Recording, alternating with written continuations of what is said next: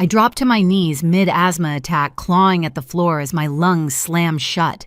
My younger sister held my rescue inhaler inches from my face, smiling like she was watching a show. "Gasp, loser," she whispered. Behind her, my parents watched and didn't move. That was the moment I learned you can suffocate in front of your own family, and they'll call it being dramatic. 19 years passed before I saw that moment again, this time playing on a courtroom screen. And just before the video ended, something happened that none of us were prepared for. My name is Abigail Carter, and for most of my life, I believed silence was the only way to survive my family. I grew up in a house in Seattle that always looked perfect from the outside: freshly trimmed hedges, polished windows, a front porch my mother decorated every season. But inside, the air felt thinner, tighter, like you had to earn every breath you took.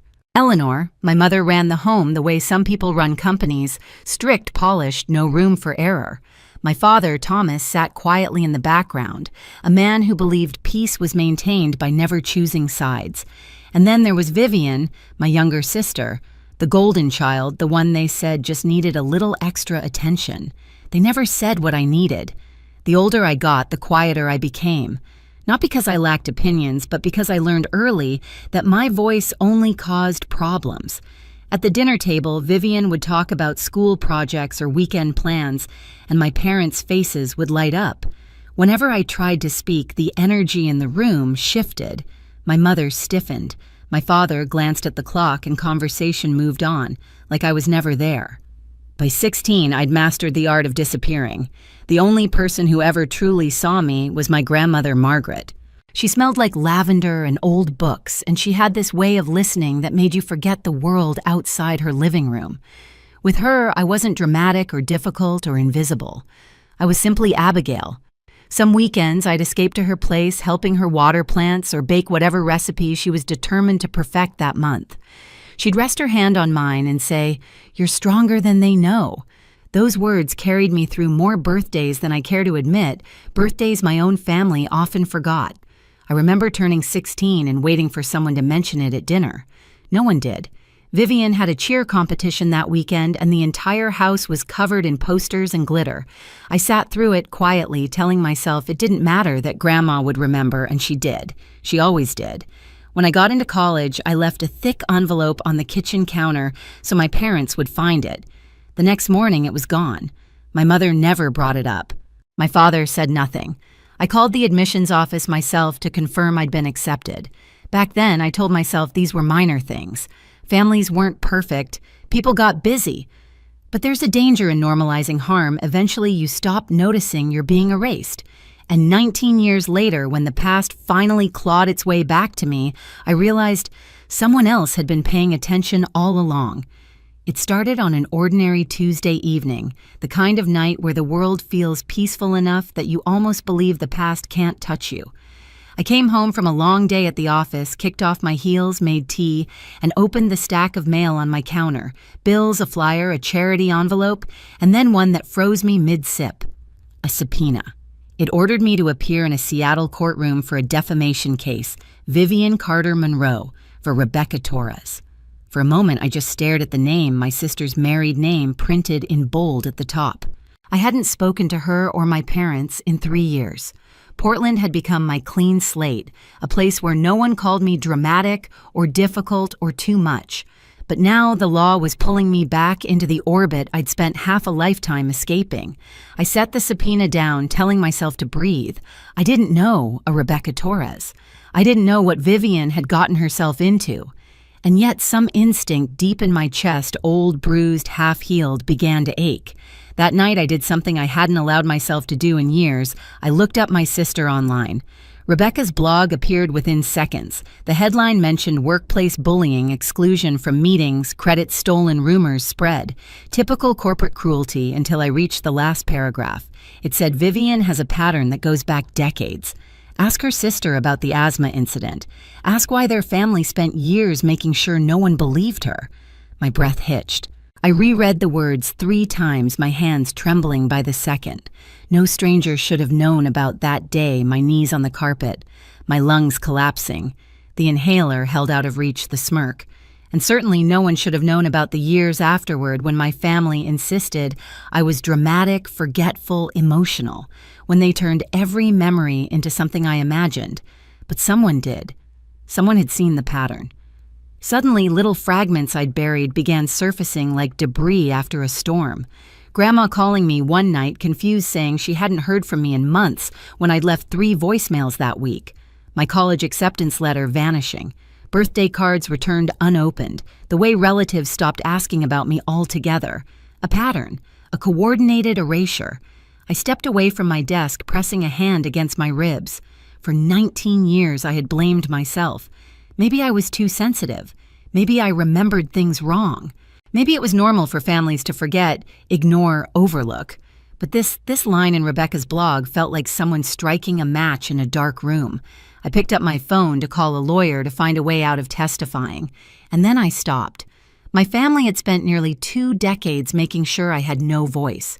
What would happen if for once I used it? I closed the legal pad on my desk and instead opened my laptop to search for a name I hadn't typed in years, a girl who once told me I saved her life, and who now might just help me reclaim mine. Her name was Nora Lawson. In high school, she'd been the quiet girl who carried a secondhand laptop everywhere and avoided eye contact with the crowd that orbited my sister. Back then, she'd been shoved out of friend groups, mocked for her clothes, ignored when she spoke. I wasn't popular enough to protect her, but I sat with her at lunch when no one else would. Years later, she'd become a digital forensics specialist in Portland, someone who spent her days recovering deleted records, piecing together digital trails people thought they'd buried. When I called, she didn't hesitate. "Bring anything you have," she said. "If they erased you, we'll unerase you." Her confidence steadied me in a way I didn't know I still needed. 2 days later, I walked into her office. The space was small but filled with humming equipment screens, glowing with lines of data processors stacked neatly on metal shelves. A place where truth didn't disappear just because someone wanted it gone. I reached into my bag and pulled out the only object I'd kept from my childhood home, a thin DVD in a paper sleeve, labeled in Vivian's handwriting, Family Memories 2004. I had taken it with me when I moved out at 18, though I had never watched it. Even touching the sleeve made my fingers tense. Nora slid it into her system. "Let's see what your family didn't mean to save," she murmured. Within minutes, a small window opened on the monitor, the living room from my childhood home. The camera shook slightly as Vivian's younger voice filled the speakers, giggling as she zoomed toward herself in the reflection of the dark TV screen. My stomach knotted. I remembered that camcorder. She used to record everything, breakfasts, chores, arguments she wasn't supposed to hear. And then the footage shifted. The camera pointed at the carpet, my hand clawing at it, my body collapsing into frame, my voice rasping. I felt my throat tighten just watching. Vivian's voice, sharp, gleeful, cut through the speakers. "Look at her, she's so pathetic." The inhaler dangled in the corner of the frame. She stepped closer, blocking my desperate reach. Behind us, my parents on the couch, motionless. I swallowed hard, my palms pressed to my knees as if trying to ground myself. "That's enough," I whispered. But Nora's expression changed, not at the video, but at something else. "Abigail," she said quietly, "there's more." The disc wasn't just video. It held email archives automatically copied years ago when Vivian burned the DVD on the old family computer. Dozens, no hundreds of messages between my mother and my sister. Nora opened one. 2 days after the asthma attack, Eleanor. "Delete the video and don't mention it to Grandma. We need to keep up appearances." Vivian already did. I told her Abigail refused to come downstairs because she was being difficult again. "Eleanor, good. Keep it up. We can't let this ruin your relationship with her. Too much at stake." I felt something in my chest collapse. Not fear, not even grief. Recognition. This wasn't neglect. It was strategy. 19 years of my life rewritten by people who shared my last name. I straightened, wiped my face, and whispered, "We take this to the courtroom." Nora nodded.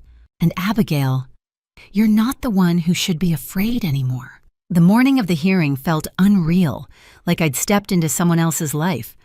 Seattle's courthouse rose above me in clean lines of glass and steel, reflecting a sky that couldn't decide whether to rain or clear. I tightened my coat around my shoulders, the cold spring air brushing against my skin as I walked through the doors. Every step echoed with a truth I'd spent 19 years convincing myself wasn't real. Inside the courtroom buzzed with quiet conversations, shuffling papers, the soft scrape of chairs being pulled back. Rebecca sat with her attorney near the defense table. She looked small in her blazer, but steady. When she saw me, her expression softened, gratitude mixed with fear.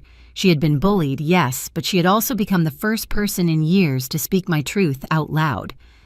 Then the doors opened again. Vivian entered.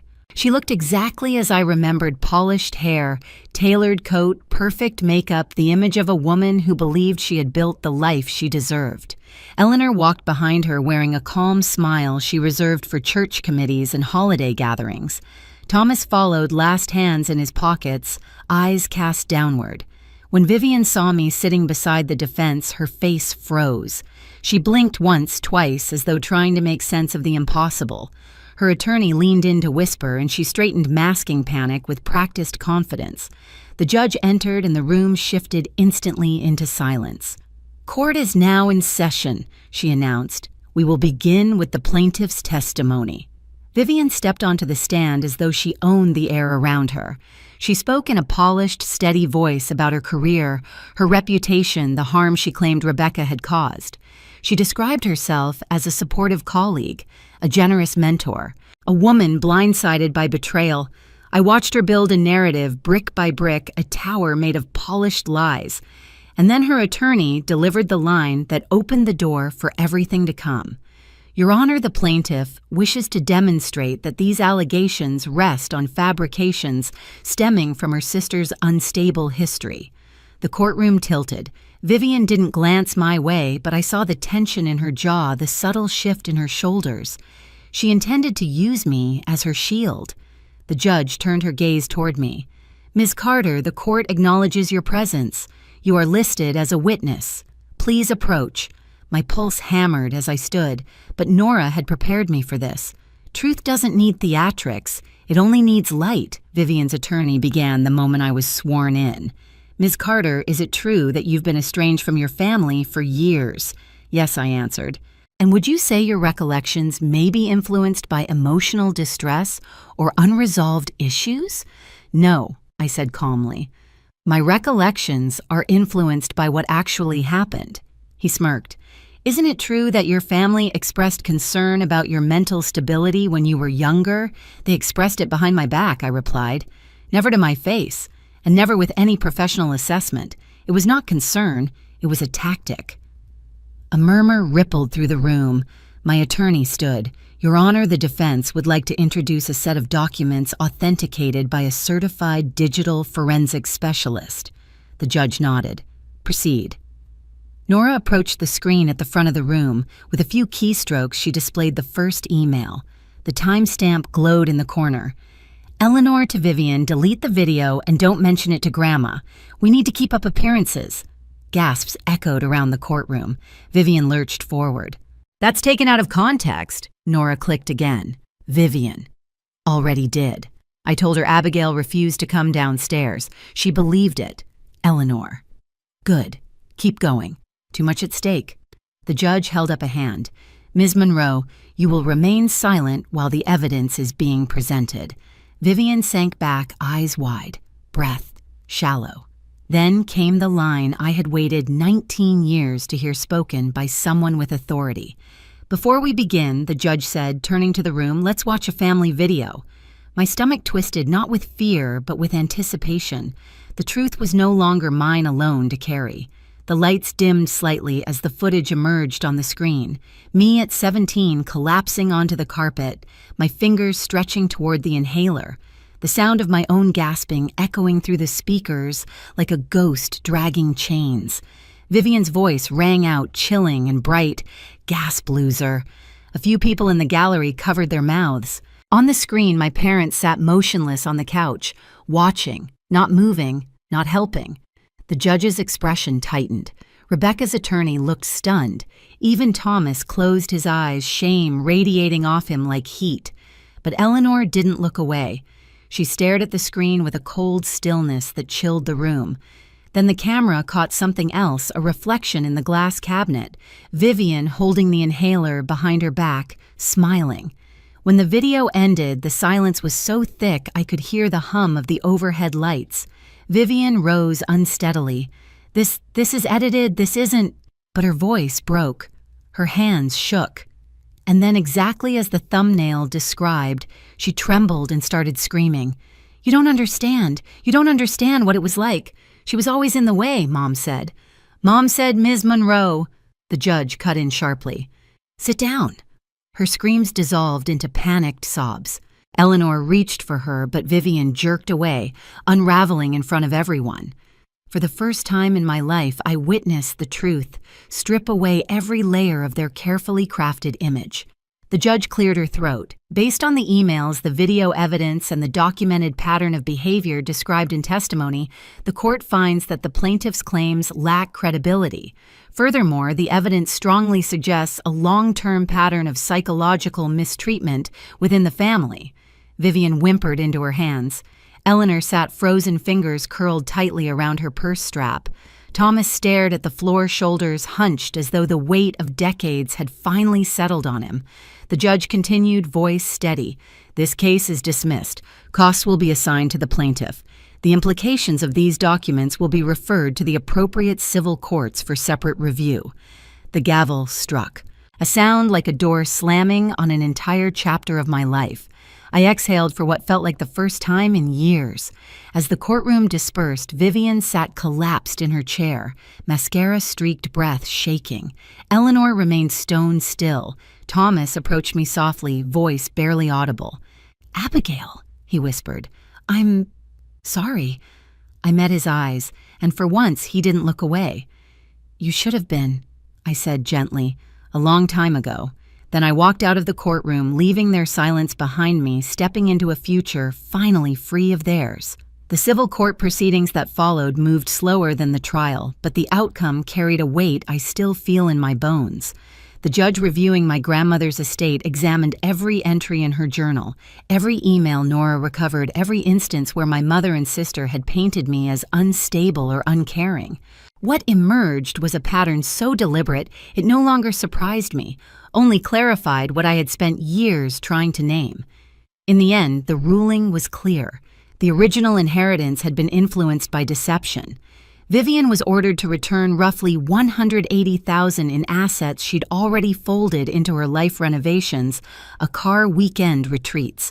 For a woman who'd built her identity on being the favored one, the financial blow was nothing compared to the public unraveling. Her employer launched an internal review. Her husband filed for separation.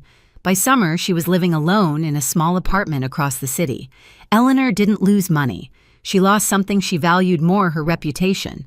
The community she'd cultivated for decades, the church groups, the neighborhood circles, the polished image of a devoted mother collapsed under the weight of her own words, preserved in email archives.